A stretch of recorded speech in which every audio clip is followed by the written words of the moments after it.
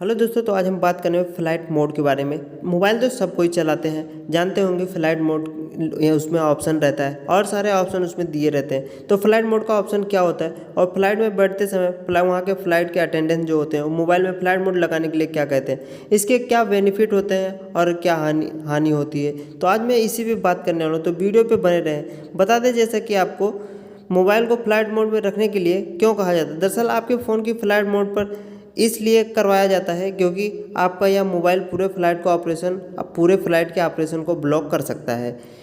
जब आप आपके मोबाइल को फ़्लाइट मोड में रखते हैं तो आपके फ़ोन की सारी डेटा सर्विस जैसी वाईफाई, जीएसएम, ब्लूटूथ सब डिसेबल हो जाता है। लेकिन यदि आपका मोबाइल फ़्लाइट मोड पर नहीं रखा गया तो फ़्लाइट की जो सिग्नल होती है सेंसिटिव इलेक्ट्रॉनिक डिवाइस के सिग्नल को ब्लॉक कर सकता है।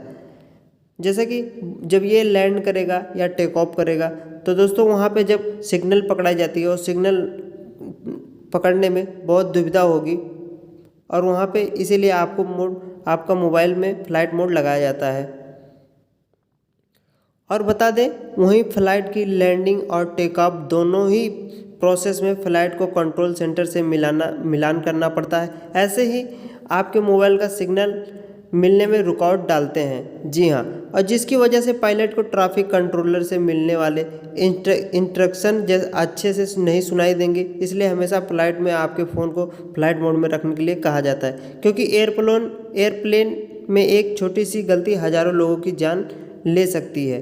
तो दोस्तों आप भी फ़्लाइट में अगर बैठे होंगे तो आप जानते होंगे, अगर नहीं बैठे हैं तो आप भी जब कभी फ़्लाइट में ट्रैवलिंग करेंगे तो आप भी इसके बारे में जानकारी हो जाएगी पूरी अच्छी तरीके से। तो दोस्तों उम्मीद करते ये वीडियो आपको पसंद आई तो प्लीज़ लाइक करें, शेयर करें और हमारे चैनल को सब्सक्राइब करें। साथ ही बेल आइकन दबाना ना भूलें, बेल आइकन दबाएं, ऑल पर प्रेस करें ताकि सारी वीडियो की नोटिफिकेशन आप तक सबसे पहले पहुँचती रहे। Thank you.